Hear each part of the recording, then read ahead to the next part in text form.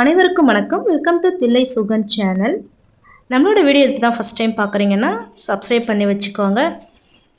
இன்றைக்கி வீடியோவில் என்ன பார்க்க போகிறோன்னா, குழந்தைங்களுக்கு வந்து ஹெல்த்தியான முறையில் சில உணவு முறைகள் வந்து நான் ஃபாலோ பண்ணிகிட்ருக்கேன். அதில் ஒரு சிலதை நான் ஷேர் பண்ணியிருக்கேன். அதுதான் இன்றைக்கி வீடியோவில் பார்க்க போகிறோம். வாங்க வீடியோக்குள்ளே போகலாம்.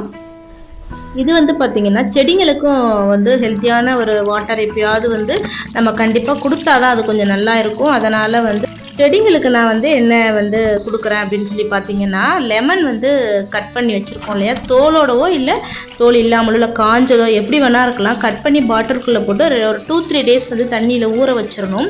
அந்த ஒரு பாட்டில் தண்ணியில் ஒரு பக்கெட் தண்ணியில் கலக்கணும். அந்த ஒரு பாட்டில் தண்ணியை அப்படியே நம்ம சேர்க்கக்கூடாது. ஒரு பக்கெட் தண்ணியில் மிக்ஸ் பண்ணி எல்லா பூச்செடிங்க இல்லை கொய்யா மரம் அந்த மாதிரி மாதுளை மரம் அந்த மாதிரி இருந்தால் கூட எல்லாத்துக்குமே ஊற்றினா ரொம்ப நல்லது. நான் கொஞ்சம் பூச்செடிங்களுக்கு ஊற்றினேன். கொஞ்சம் மொட்டு வைக்கும் அப்படிங்கிறதுனால அப்பப்போ இந்த மாதிரி செடிங்களுக்கும் ஹெல்த்தியானது எதாவது கொடுத்தா தான் கொஞ்சம் நல்லாயிருக்கும். ரோஸுமே அப்படி தான் எனக்கு பூத்துட்டு இருந்துச்சு. மணி பிளான்ட் கொடி கட்டி விட்டுருக்கேன். அது கொஞ்சம் கயிறில் கட்டி விட்டுருக்கேன். கொஞ்சம் வளர்ந்துக்கிட்டு வருது. அது பார்ப்போம் எப்படி வருது அப்படின்னு சொல்லிட்டு. தண்ணி டெய்லியுமே ஊற்றணும்னு மணி பிளான்ட்டுக்கு அவசியம் இல்லை. ஆனால் டெய்லியும் தான் நான் ஊற்றிட்டு இருக்கேன். அதே மாதிரி நம்ம வீட்டில் அரும்பு செடி இருக்குது, அதுவுமே சூப்பராக பூத்துட்ருக்கு. இதுக்கெல்லாம் ஸ்பெஷலாக நம்ம ஒன்றுமே கொடுக்கறது கிடையாது. தண்ணி மட்டும்தான் அழகாக பூத்துறோன்னா அந்த ரோஸ் மட்டும்தான் நம்ம கவனிச்சிட்டே இருக்க மாதிரி இருக்குது. டீ தூள் முட்டை அந்த மாதிரி அதை காய வச்சு கொஞ்சம் நல்லா மிக்ஸ் பண்ணியும் போடுவோம். ஆனால் இந்த டைம் இந்த ரோஸ் ஒரு மாதிரி இதழ்கள் சரியாக வரல. புதுசாக நம்ம இந்த பிங்க் வாங்கியிருக்கோம். இது நமக்கு எப்படி வருதுன்னு தெரியல. அவங்க மருந்து அந்த மாதிரி ஏதோ போடுவாங்க. அதனால் நல்லா பூத்துக்குள்ளுங்கிற மாதிரி செடி கொடுத்துருவாங்க. அதே மாதிரி நமக்கு வருமானா வராது, சுமாராக தாங்க வரும். கொஞ்சம் சைஸ் பூ கம்மியாக தான் பூக்கும். நெக்ஸ்ட்டு ஃப்ளாக்ஸ் சீட் பாருங்கள், ஆலி விதைன்னு சொல்லுவோம் இல்லையா, இது ஒரு ஹெல்த்தியான விதை தான். பூசணி விதை, பரங்கி விதை அந்த மாதிரி நிறைய நம்ம இப்போ சீட்ஸ்லாம் எடுத்துகிட்ருக்கோம். இப்போல்லாம் பார்த்திங்கன்னா அதில் நான் ஆலி விதையை மட்டும் எடுத்திருக்கேன். அது ஃபஸ்ட்டு ட்ரை பண்ணலான்னு சொல்லிவிட்டு அதை நல்லா வறுத்துட்டு பவுடர் பண்ணி வச்சுருக்கேன். அதை ஒரு தோசை மாவோ இல்லை வேறு ஒரு கோதுமை தோசை ஊற்றும்போது கோதுமை மாவோ இந்த மாதிரி ஏதாவது செய்யும்போது 1 ஸ்பூன் நல்ல ஹெல்த்தியானதாக இருந்தால் கூட நம்ம அளவாக தான் எடுத்துக்கணும். எல்லாமே 1 ஸ்பூன் மட்டும் நான் மிக்ஸ் பண்ணி தோசை ஊற்றும் போது ஊற்றி கொடுத்துருவேன். நம்ம வறுக்கும்போது அப்படியே எள்ளு வெடிக்கும்ல, அந்த மாதிரி வெடிக்குது. இதை வறுக்கும்போது நல்லா வறுத்துட்டு நல்லா ஆற வச்சிடணும். நல்லா ஆற வச்சுட்டு சூடு ஆறுனதுக்கப்புறமா மிக்சியில் அரைச்சோன்னு சொன்னால் நல்ல பவுடர் ஆகிடுது. அதை அப்படியே நம்ம ஸ்டோர் பண்ணி வச்சுக்க வேண்டியதுதான். இதில் நிறைய சீட்ஸ் இருக்குது, எல்லாமே சேர்த்து கூட நம்ம தனித்தனியாக வறுத்து அரைச்சி கூட வச்சுக்கலாம். ஃபஸ்ட்டு இதை நம்ம சாப்பிட்றாங்களா என்னென்னு ட்ரை பண்ணிவிட்டு அதுக்கப்புறம் அதை பார்க்கலான்னு சொல்லிவிட்டு இதை ஃபஸ்ட்டு பண்ணேன். அதுக்கப்புறம் பார்த்திங்கன்னா மிக்சியில் அரைச்சிட்டோம் பாருங்கள், எவ்வளோ பவுடராக ஆகிடுச்சு பாருங்கள்.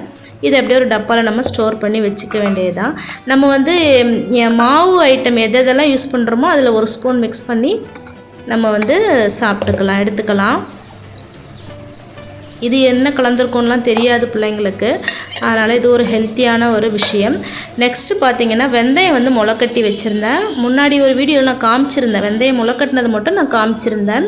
ஓவர் நைட் சின்னதாக முளைக்கட்டு இருந்துச்சு. திரும்ப அதை ஒரு டிஃபன் பாக்ஸில் போட்டு நான் ஃப்ரிட்ஜில் வச்சுட்டேன். அதுக்கப்புறம் 2-3 டேஸில் இப்போ நல்லாவே முளைக்கட்டி வந்துருச்சு. அதை நல்லா வெயிலில் காய வச்சுட்டேன். வெயிலில் காய வச்சுட்டு திரும்ப சூடு பண்ணிவிட்டு மிக்சியில் பவுடர் ஆக்கி வச்சுருக்கேன்.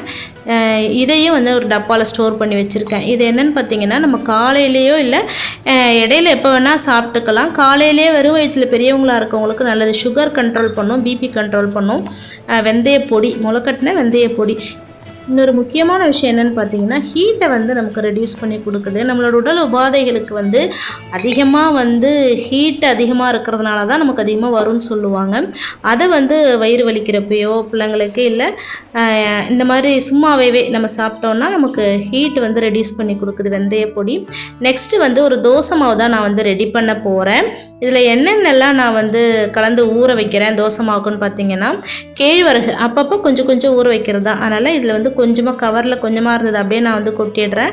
முன்னாடி ஊற வச்சதோட பேலன்ஸ் இருந்துச்சு, அதனால் அதில் ஒரு 50 அளவுக்கு தான் இருக்கும். கேழ்வரகு கொஞ்சம், அதே அளவு கம்பு கொஞ்சம், அதே அளவு சோளம், வெள்ளை சோளம் இருக்குது இல்லைங்களா, அந்த சோளம் அது 3மே நான் சேர்த்துக்கிறேன். நம்ம தனியாக கேழ்வரகு கம்பு கூட மட்டும் சேர்த்துக்கலாம். 3மே இருந்ததுனால நான் 3 சேர்த்துக்கிறேன். இது கூட என்ன சேர்த்துக்கிறேன்னு பார்த்தீங்கன்னா, பச்சரிசி ஒரு கால் படி, புழுங்கல் அரிசி ஒரு கால் படி, இதையும் நான் வந்து சேர்த்துக்கிறேன். இது கூட கொஞ்சமாக வெந்தயம் அதையும் சேர்த்து, அப்புறம் வந்து உளுந்து இப்போ கால் படி அரிசி சேர்க்குறேன்னா, அப்புறம் கேழ்வரகு கம்பு கொஞ்சம் இருக்கா, அதனால் அது ஃபுல்லாகவே மெஷர்மெண்ட் பண்ணிக்கணும். அதில் வந்து 4க்கு 1 அப்படிங்கிற இதில் வந்து நான் உளுந்து வந்து சேர்த்துக்கிட்டேன். ஒரு 1/2 டம்ளர் சேர்த்துக்கிட்டேன். அதையும் வந்து போட்டு நல்லா வாஷ் பண்ணிவிட்டு எல்லாத்தையும் நான் வந்து ஒன்றாவே வந்து ஊற வச்சுட்டேன். தனித்தனியாக ஊற வச்சு அரைக்கணுன்ற அவசியம் இல்லை. ஒன்றாவே நம்ம வந்து ஊற வச்சலாம். கிரைண்டரில் தானே அரைக்க போகிறோம், நல்லாவே வந்து அரைஞ்சிடும். எல்லாமே நான் ஊற வச்சு நல்லா கழுவிட்டு அதுக்கப்புறமா வந்து அரைக்கணும். நல்லா ஊறட்டும். நான் அரைக்கிறப்ப நான் காமிக்கிறேன். 4 hours ஊறினா போதும். ஆஃப்டர் 4 hours பாருங்கள் நல்லா ஊறிடுச்சு. நான் வந்து கிரைண்டரில் வந்து அரைக்கிறேன். எல்லாத்தையும் ஒன்றா ஊற வச்சுட்டோம். அதை 2 பாதியாக நான் பிரித்து அரைக்கிறேன். ஏன்னா இதில் வந்து நம்ம பெரிய கிரைண்டராக இருந்தால் ஒன்றா அரைக்கலாம். டேபிள் டாப்புன்றப்போ கொஞ்சம் கொஞ்சமாக அரைச்சா தான் நமக்கு மைய அரையுமே, இல்லைன்னா தங்கி அரையாது சரியாக. அதனால் நான் 2 பாதியாக பிரித்து கிரைண்டரில் வந்து அரைச்சிக்கிட்டேன்.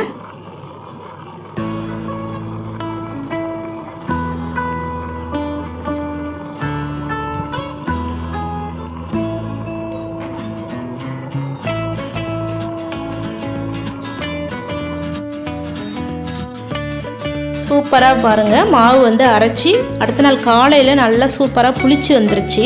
நல்லா புளிச்சு வந்து ஊற்றும் போதும் நல்லாயிருக்கும்ல, மெலிசாக வந்துச்சு தோசை. நல்ல மொறு டேஸ்ட்டுமே சூப்பராக இருந்துச்சு. நார்மல் தோசையை விட டேஸ்ட்டு ரொம்பவே நல்லா இருந்துச்சு. அந்த மாதிரி மல்டிகிரெயின்ஸ் நம்ம யூஸ் பண்ணும்போது ரொம்ப நமக்கு ஹெல்த்தியாகவும் இருக்கும். அதுக்கு வந்து கார சட்னி நல்லா சூட்டபுளாக இருந்துச்சு. அதான் வச்சு கொடுத்துருந்தேன் பிள்ளைங்களுக்கு. நெக்ஸ்ட்டு ஈவினிங் பார்த்திங்கன்னா ஸ்கூல் விட்டு வந்ததும் அவங்களுக்கு ஸ்நாக்ஸ் டைமில் வந்து உளுத்தங்கஞ்சி ஒரு நாள் வச்சு கொடுப்பேன். ஒரு 10 days அந்த மாதிரி 10 daysக்கு 1 time அந்த மாதிரி வச்சு கொடுப்பேன். உளுத்தங்கஞ்சி வச்சு உளுத்த மாவு வந்து உளுந்து வந்து கழுவி காய வச்சு அரைச்சி பவுடராக வச்சுருக்கேன். அதை வந்து நல்லா காய்ச்சிட்டு அதில் கொஞ்சம் பால் சேர்த்து தேங்காய் துருவல் இருந்தால் போட்டுக்கலாம், இல்லைன்னா ஸ்கிப் பண்ணிக்கலாம். வாசனைக்கு வந்து ஏலக்காய்லாம் நான் உளுந்து வடை போட்டு அரைச்சிட்டேன். நெக்ஸ்ட்டு பார்த்தீங்கன்னா ஓட்டு போட்டு வந்திருக்காங்க பிள்ளைங்க ஸ்கூலில். அதான் வந்து காமிச்சிட்டு இருந்தாங்க. நாங்கள் வந்து சிஎம் செலக்ட் பண்ணுறதுக்கு ஓட்டு போட்டு வந்தோம் அப்படின்னாங்க. அதுக்குள்ளேயே நாங்கள் ஓட்டு போட்டுட்டோன்னு சொல்லிட்டு ஸ்கூலில் வந்து கேப்டன் செலக்ட் பண்ணுவாங்க. கேப்டன், வைஸ் கேப்டன், ப்ரிஃபெக்ட் அதெல்லாம் செலக்ட் பண்ணுவாங்க 10th ஸ்டூடெண்ட்ஸு. அதுக்கு வந்து இவங்கெல்லாம் ஓட்டு வந்து போட்டு செலக்ட் பண்ணோம். அதுக்காக தான் வந்து காமிக்கிறாங்க. நம்மளோட வீடியோ இதோட நான் முடிச்சுக்கிறேங்க.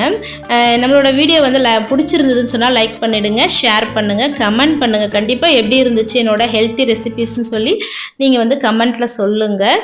நெக்ஸ்ட் ஒரு சூப்பரான வீடியோவில் மீட் பண்ணுவோம். தேங்க்ஸ் ஃபார் வாட்சிங். Thank you so much.